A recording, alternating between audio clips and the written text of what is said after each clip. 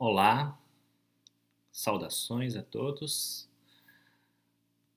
Vamos dar início então à palestra intitulada Acupuntura Integrativa e Neuromodulação Funcional.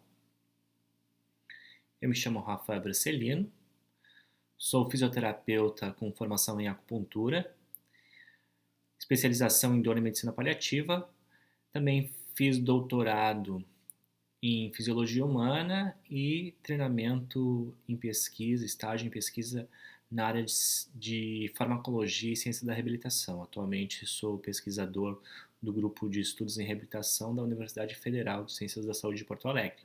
Eu tenho um interesse em especial em neuroanatomia dos acupontos e na neurofisiologia da estimulação de suas estruturas, assim como suas repercussões sobre o sistema nervoso central e sistemas correlacionados no tratamento da dor e disfunção.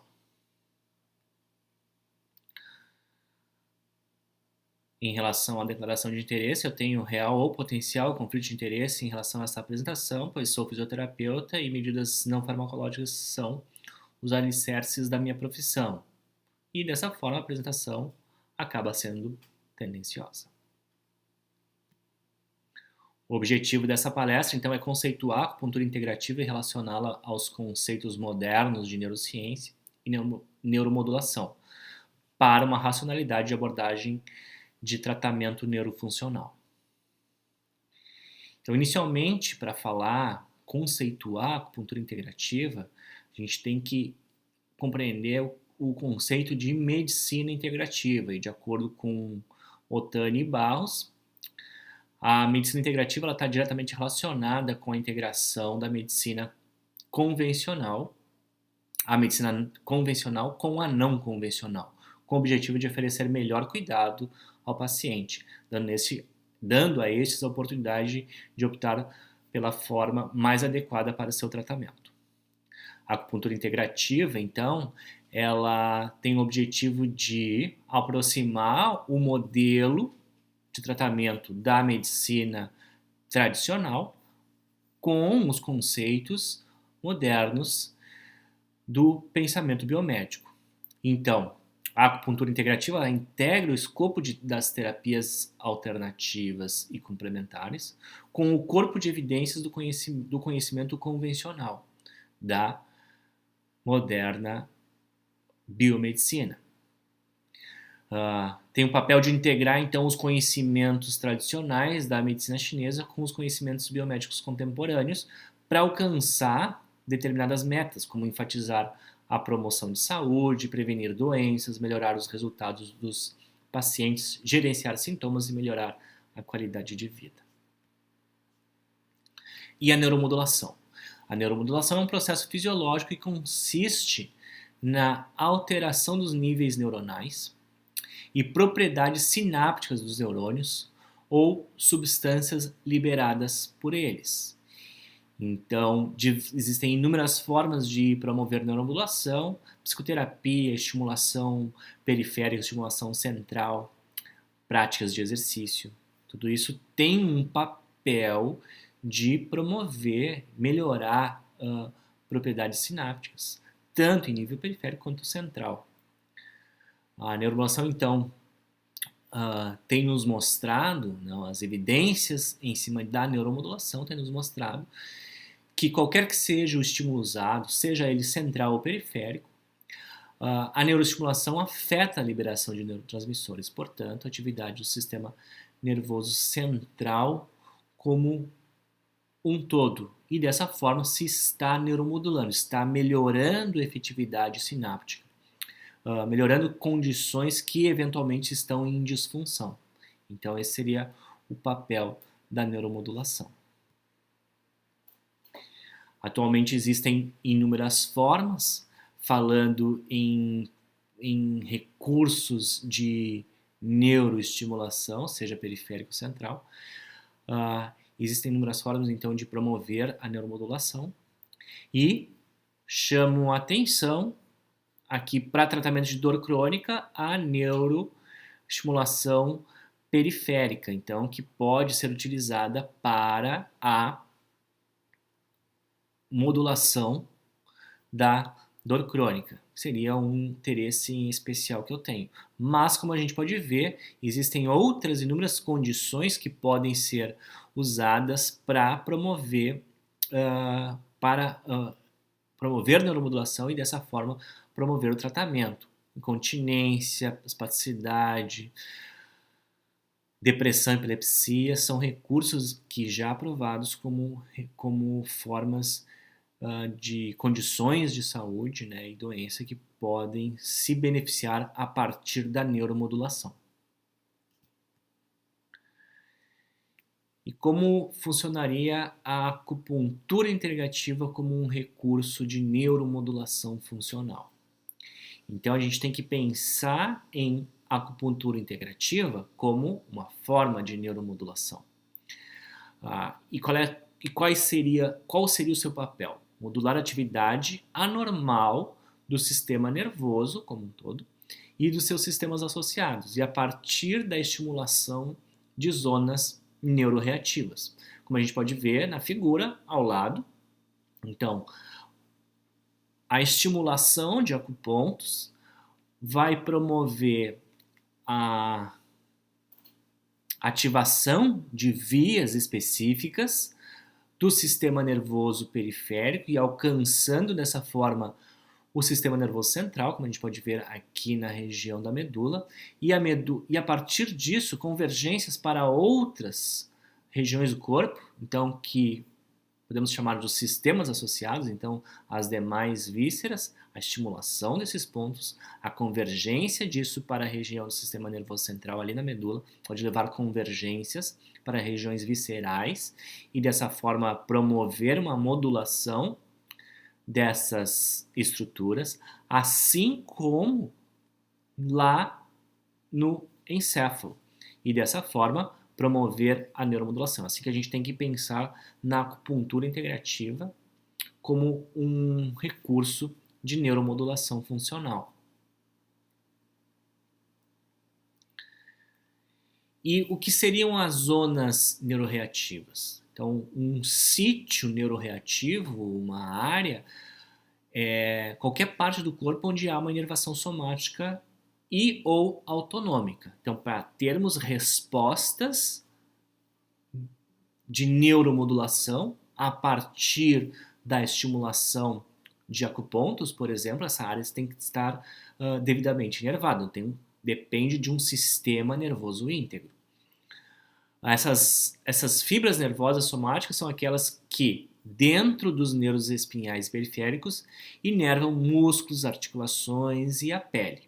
Então, no sistema musculoesquelético, essas fibras nervosas simpáticas podem ser encontradas associadas à rede arterial, bem como trafegar com os nervos somáticos. E os acupontos catalogados pela medicina tradicional chinesa, assim como os pontos gatilhos e pontos motores, são excelentes localizações de zonas neuroreativas. Cabe lembrar também que muitos desses pontos são muito próximos ou se equivalem de determinada forma. Então, existe acuponto que pode estar sobre ponto gatilho ou acuponto que está sobre ponto motor. Então, essas áreas a gente pode chamar de zonas neuroreativas que podem promover uma modulação do sistema nervoso periférico e central e obtendo dessa forma respostas sistêmicas. Já está muito bem demonstrado por inúmeros artigos, então, que os acupontos eles estão sobre determinados nervos que têm funções chaves dentro das estruturas que estão inervando. Então, um artigo aqui de 2020 mostrando a relação das estruturas anatômicas com os acupontos da face e a sua relação com o nervo trigêmeo.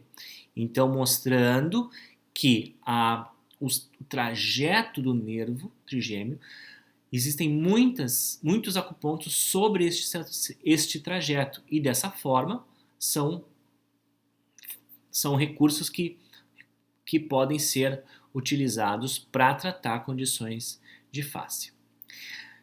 Pesquisas básicas, utilizando modelos animais, por exemplo, também são formas de identificar ou reconhecer quais são os trajetos em que determinados acupontos fazem dentro do sistema nervoso central. Este estudo aqui de 2019 mostra em que os pontos IG4 e o ponto F3, eles fazem trajetos distintos para alcançar o sistema nervoso central. E dessa forma, as vias sensoriais e motoras da acupuntura apontam que vão fazer estimulações nas regiões centrais, vão promover respostas e vão alcançar estruturas e gânglios e núcleos no sistema nervoso de forma distinta. E a partir disso vai se alcançar uma resposta. A ideia de que os acupontos têm esses trajetos nervosos, ela não é recente. Na década de 20, houve um médico tradicional chinês, era de família de médico, chamado Shen Dan, que é essa pessoa aqui. E Shen Dan, ele, na época dele, se relata que os mapas, os trajetos de acupuntura eram muito indefinidos e que a acupuntura, em função de uma desvalorização da sua prática, que está muito relacionada também à última dinastia, a dinastia Qing, a acupuntura ela perdeu um pouco do seu valor. Ele era menosprezada. E com isso, muito conhecimento se perdeu, os mapas não seguiam uma padronização. A acupuntura ela tinha um apelo muito forte ligado à ideia de flebotomia, então perfuração de vasos, e que deixou talvez Shen Dan um tanto insatisfeito com essa prática. Shen Dan foi para o Japão e num determinado período da década de 20, e ele observou que a acupuntura praticada no Japão ela era diferente da acupuntura praticada na China e que não havia esse menosprezo por essa prática. Observou que existia já um mapeamento catalogado dos pontos e que estes pontos estavam seguindo trajetos nervosos e também que aqueles pontos, aqueles acupontos que estavam sobre vasos haviam sido deslocados para não alcançar vasos, para não causar, por exemplo, hematoma ou algum dano mais sério sobre essas regiões, sobre essas estruturas. Shen Dan, ao voltar do Japão, ele escreveu um livro onde fez uma catalogação dos mapas levando essas mudanças e levando em consideração sempre que um acuponto deveria estar mais sobre uma estrutura nervosa, como a gente viu anteriormente. E com isso se dá a ideia de que a acupuntura, o acuponto, ao fazer a estimulação, a gente está estimulando uma estrutura nervosa. E com isso vai se obter estas respostas. Então, quando se faz a estimulação com a agulha, a gente está estimulando uma variedade de estruturas que apresentam uma inervação somática sensitiva. Podem ser elas fusos musculares, órgãos tendinosos de Golgi, receptores de ligamentos, receptores de Pacini e Ruffini, terminações de pressão muscular profunda e terminações nervosas livres dos músculos. Então, são inúmeras estruturas que podem ser estimuladas. Então, quando se faz a estimulação, então se está colocando um input, uma entrada aferente com potencial terapêutico capaz de modular o sistema nervoso e dessa forma alcançar respostas neuroimune endócrinas. Aqui nessa imagem a gente pode ver então que a região de P1 e P2, as inervações relacionadas, e quando se faz uma estimulação elétrica, a gente se obtém a solicitação das estruturas em torno da agulha. Aqui podemos ver que está sendo solicitada a região de musculatura de peitoral menor. Os efeitos que se encontram, que são observados a partir do agulhamento, seguindo uma racionalidade neurofisiológica, são locais, ou seja, aonde a agulha é colocada, a gente vai ter efeitos sobre esta região. Nós vamos ter efeitos segmentares, ou seja, a terminação nervosa periférica vai mandar um sinal para a região ali no corno dorsal da medula, e com isso já vai levar uma resposta, e essa resposta a gente chama de resposta segmentar. A gente tem uma resposta extrasegmentar, que é em região de tronco encefálico, que é responsável por também modular a resposta frente ao agulhamento, e efeitos centrais, então lá na região do encéfalo. Tudo isso vai ser de alguma forma, é uma forma de neuromodular. Então tu pode ter uma neuromodulação local, uma neuromodulação segmentar, uma neuromodulação extrasegmentar e uma neuromodulação central.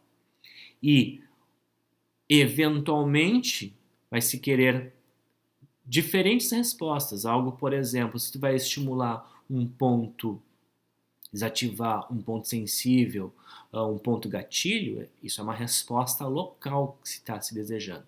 Se quer se aliviar uma dor de ombro, por exemplo, e fazer um agulhamento adjacente, por exemplo, agulhar vesícula biliar 21 para tratamento de ombro, por exemplo, a gente está buscando um efeito segmentar, onde vai promover um mecanismo de comportas naquela região, promovendo uma analgesia. Essa segmentar, então, é quando tem a liberação de opioides e é um efeito mais sistêmico, também vai promover analgesia e bem-estar. E central é quando se modula regiões encefálicas que podem estar vinculados ao aspecto afetivo motivacional da dor.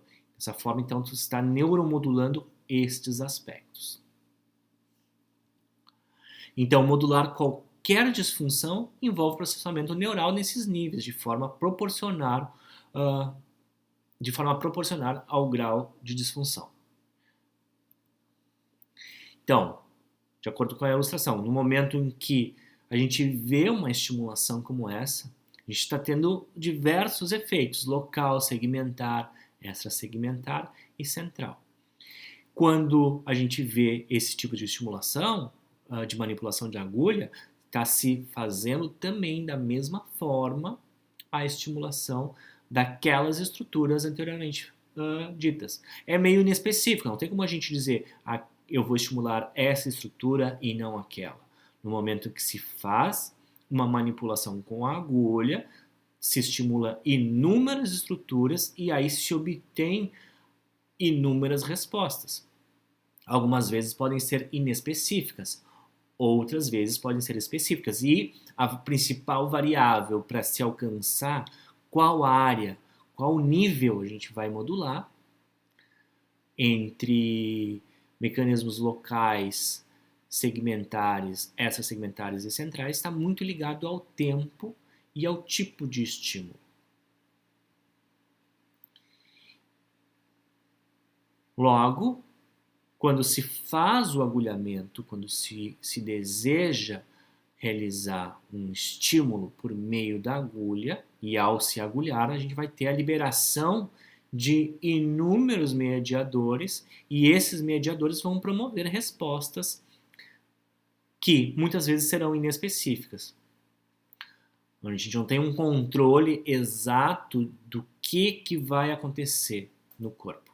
A gente sabe que existe uma melhora, mas essas liberações, a liberação desses mediadores vão promover vasodilatação, vai promover uma resposta de reestruturação e reorganização tecidual, vai promover liberação de mediadores que têm potencial anti-inflamatório, potencial analgésico, mas o que eu quero dizer que é inespecífico, a gente não consegue dizer eu quero só efeito anti-inflamatório, eu quero só efeito de reorganização tecidual, eu quero só efeito analgésico. Não, então é uma liberação de substâncias que promoverão uma resposta com um papel com o objetivo de reorganizar de uma forma tanto a nível anatômico quanto em nível fisiológico a disfunção. Então, estruturas que podem ser estimuladas com esse objetivo incluem troncos periféricos e estruturas inervadas por eles. Aqui a gente pode ver os pontos do canal da bexiga e para ilustrar, né, para mostrar que existe essa relação direta com a estimulação neural. Nessa figura aqui a gente pode ver então que o agulhamento dos pontos bexiga 31 a 34, onde se alcança o fôrame, a agulha alcança os fôrames sacrais, vai se agulhar estruturas nervosas. E com isso vai ter uma resposta neural. Da mesma forma, o agulhamento de nervos e pontos motores também vão buscar determinadas respostas. Aqui a gente pode ver o nervo acessório, que é um nervo que inerva estruturas da cintura escapular, inerva o músculo trapézio, e ao se fazer a estimulação, por exemplo, de vesícula biliar 21, você vai estar acessando essa terminação nervosa. E o nervo acessório é um nervo sensitivo e também motor. E dessa forma vai observar eventualmente a contração desse músculo. Então, são inúmeros pontos, existem uma correlação muito próxima, acupontos, uma correlação muito próxima com nervos e pontos motores. O acesso segmentar e espinhal ou axial, então se faz o agulhamento de nervos espinhais, e a gente pode ver então aqui os rotores de ID, canal interno da bexiga, o canal externo da bexiga, a inervação que está saindo, né, os ramos mediais e laterais do nervo primário dorsal, então que é estimulado e dessa forma pode promover uma modulação. Além das estruturas musculares deste agulhamento, as terminações nervosas e outras estruturas aqui contidas nessa região. O agulhamento também por meio da estimulação do periósteo, então batendo a agulha na região da lâmina da vértebra também é uma forma de desensibilizar e promover uma resposta analgésica nessas regiões. Normalmente, quando se faz essa estimulação em região posterior, que compreende o rotor de ID e o canal da bexiga, se faz uma abordagem multissegmentar, que é associada quando associada à eletropuntura de baixa frequência, pode promover efeito neuromodulatório sobre o corno dorsal da medula, que a gente pode ver aqui nessa região, reduzindo a memória de facilitação sináptica. E um acesso extrasegmentar, que é a partir dos nervos periféricos ou espinhais. E a gente pode ver, então, de acordo com essa ilustração, inúmeros pontos vão levar então essa informação via corno dorsal da medula e vão ascender para a região de tronco encefálico e região central, buscando aqueles efeitos que foram falados anteriormente. Então, o agulhamento de acessos anteriores ou posteriores do tronco para obtenção de reflexos somáticos viscerais. O agulhamento desses acupontos vão levar uma informação via cone dorsal da medula que vão influenciar regiões viscerais, promovendo um efeito que é chamado de reflexo somático visceral, com o papel de alcançar novamente a homeostasia, alcançar a função adequada daquele órgão ou víscera. O agulhamento, então, vai promover respostas neuromorais, autonômicas, endócrinas ou imunes. Então, as respostas fisiológicas às intervenções de neuromodulação funcional por meio da acupuntura integrativa são analgesia segmentar e sistêmica, neuromodulação de funções básicas, motoras, autonômicas ou viscerais, modulação de funções endócrinas e imunes e modulação de funções centrais associadas às atividades do sistema límbico. E existe um conjunto principal de efeitos segmentares da acupuntura integrativa, os quais envolvem 3 dimensões em nível espinhal, que é o sensorial, o motor e autonômico, o que eu chamo de 3 portões, ou em mandarim a gente pode chamar de Sanman. O que são esses 3 portões? Em primeiro lugar, então, controle espinhal da aferência sensorial, que tem o papel de promover uma modulação da transmissão nociceptiva segmentar. O segundo portão tem um papel de controlar, fazer o controle espinhal do sistema locomotor e assim normalizar tônus muscular, segmentar e funcionalidade. E o terceiro portão tem o papel de controlar as entradas espinhais, controle espinhal do sistema nervoso autonômico. E tem o papel de equilibrar a atividade simpática e parasimpática segmentar. Então, dentro deste controle de entrada espinhal do sistema aferente sensorial, então todo tipo de entrada somestésica para a medula espinhal.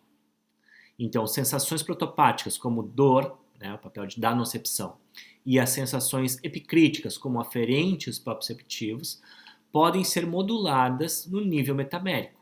Então, no caso dor, a ativação de fibras sensitivas mielínicas modula a atividade de fibras noceptivas, processo que resulta na melhora clínica da dor e alterações relacionadas à dor local e à normalização na função sensorial.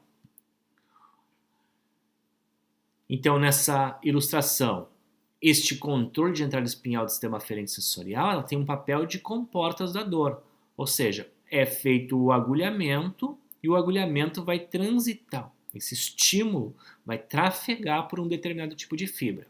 Aqui a região de dor que vai trafegar por outro tipo de fibra. Aqui a fibra A delta e aqui a fibra C.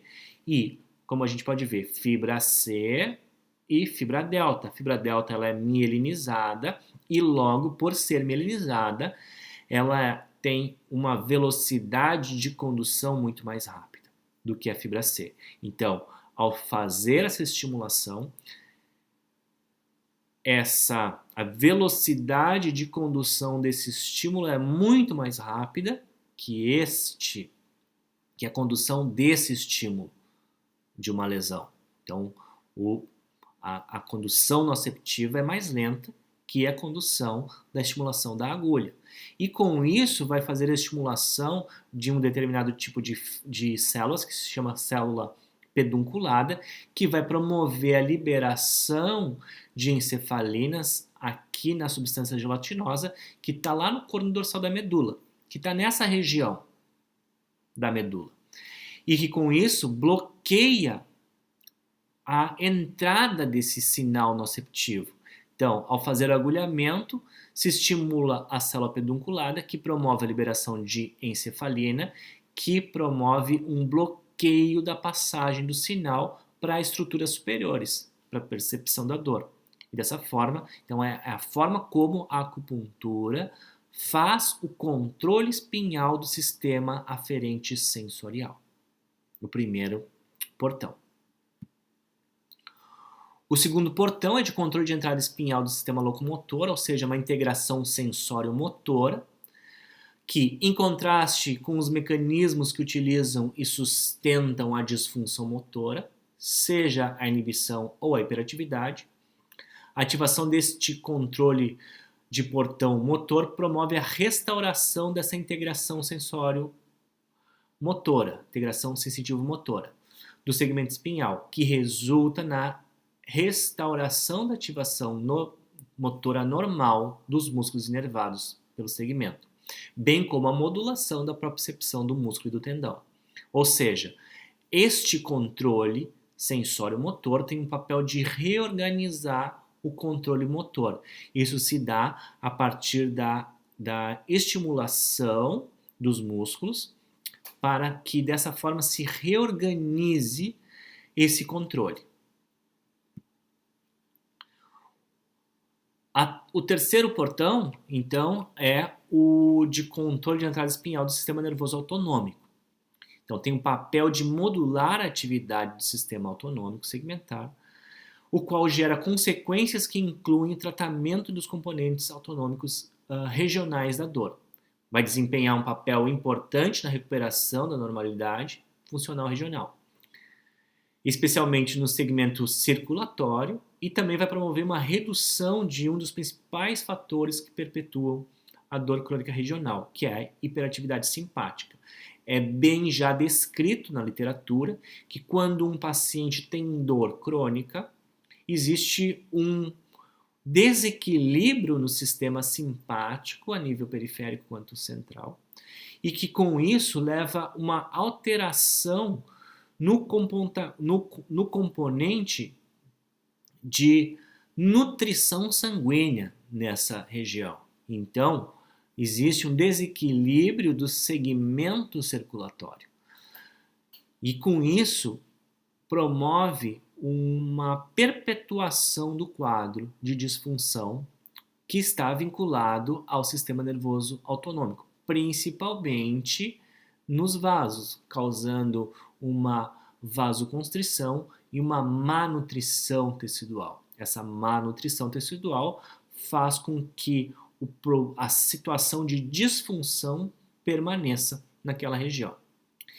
Então podemos perceber que a interação desses três mecanismos, dessas três comportas ou três portões da via segmentar, ajuda a normalizar a integração sensório-motora no segmento, que afeta as regiões e as regiões específicas segmentares e as adjacentes.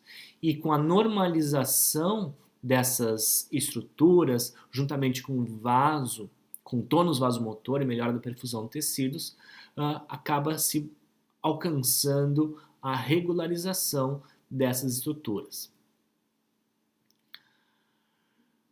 Então, de que forma a gente pode alcançar esses efeitos fisiológicos? De que forma a gente pode neuromodular esses três portões?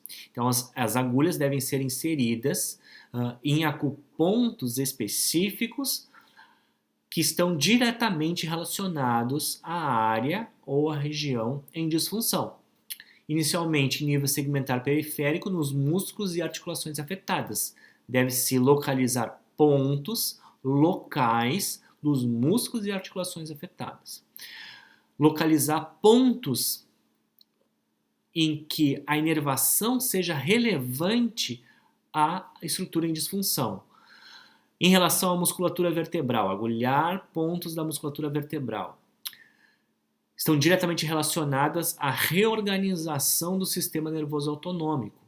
Por exemplo, se um paciente tem uma disfunção de punho ou de cotovelo, a musculatura paravertebral a ser agulhada é em região paravertebral do pescoço, em cervical, porque vai levar estímulos para o membro superior na reorganização do sistema nervoso simpático que está inervando o cotovelo e punho, por exemplo, e que podem estar em desarmonia em relação ao suprimento sanguíneo, em função de uma desorganização simpática, de uma hiperatividade simpática naquela região. Músculos segmentares relevantes, então pensar em dermátomos, miótomos e esclerótomos relevantes para fazer o agulhamento. E níveis autonômicos segmentares, principalmente áreas vasculares reflexas, também com o objetivo de reorganizar o sistema nervoso autonômico. Então, pensando numa modulação específica do sistema neuromúsculo-esquelético, pensando então em dor musculoesquelética, então uma dor somática, a primeira coisa a ser feita é a identificação de músculos inibidos e facilitados. Fazer uma avaliação segmentar, articulações afetadas, avaliar dermatos, miótomos e esclerótomos que podem estar hipersensibilizados, também procurar por presenças de nódulos endurecidos, pontos gatilhos, pontos sensibilizados, bandas tensas, e sempre quando se faz essa avaliação, não deixar de perceber quais os acupontos sobre essas regiões.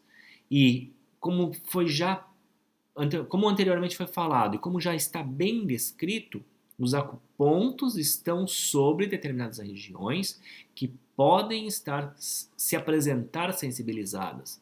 Como a gente pensa em ponto haste, um ponto gatilho, um tender point, que é um ponto sensibilizado, uma banda tensa, se a gente for pensar em canal músculo tendíneo. Então a gente não deve abandonar o racional da medicina tradicional chinesa para fazer uma abordagem seguindo uma ideia de neuromodulação funcional. Fazer a avaliação de fatores perpetuantes da dor, como ansiedade, depressão e crenças. Isso já foi demonstrado para a medicina chinesa, já foi descrito na medicina chinesa que o Shen é o primeiro aspecto a ser avaliado. Quando um paciente chega para ser atendido, o Shen é a primeira coisa que é vista. Existe brilho naquele olhar, existe Ming. Ming é a ideia de brilhante, de vida. O Jing daquele paciente. O Jing tem que ser brilhante.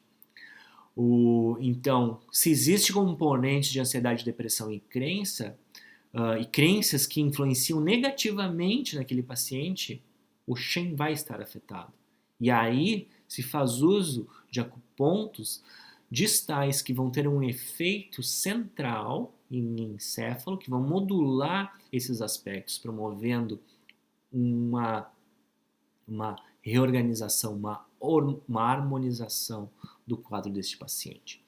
A eletroacupuntura é uma ferramenta super importante, pensando na desorganização, na modulação do sistema neuromusculoesquelético. Então, determinadas frequências podem ser utilizadas, por exemplo, de 0 a 1 Hz para regeneração tecidual, de 1 a 4 para modular a nocepção e melhorar do fluxo sanguíneo, e de 15 a 50 Hz para uma neuromodulação sensitiva motora e segmentar. Sempre observando amperagem, tempo de tratamento, para se alcançar os efeitos desejados. Então, um resumo das estratégias da acupuntura integrativa, seguindo o racional de neuromodulação funcional. O que devemos fazer? Primeiro, identificar as articulações afetadas, usando a história clínica e avaliando a amplitude de movimento desse paciente, o que ele consegue e o que ele não consegue fazer. Identificar músculos fracos, agonistas, antagonistas ou estabilizadores, usando testes motores, identificar músculos tensos e pontos gatilhos, sem esquecer de avaliar pontos que podem estar vivos, acupontos que podem estar vivos. A acupuntura japonesa chama que aquele ponto de acupuntura que apresenta uma sensibilidade maior do que os outros é um ponto vivo, e é esse ponto que deve ser agulhado.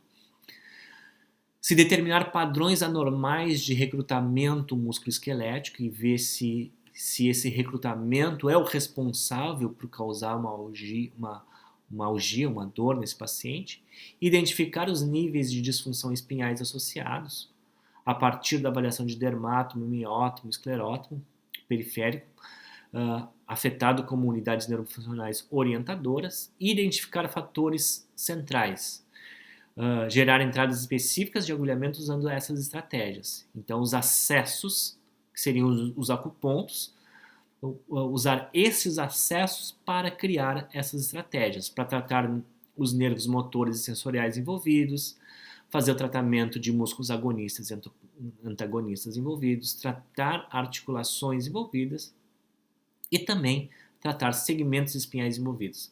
A chave é selecionar os acessos, então os acupontos mais relevantes e os caminhos envolvidos nesta disfunção.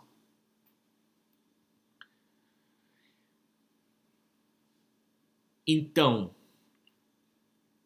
quem se interessou por esses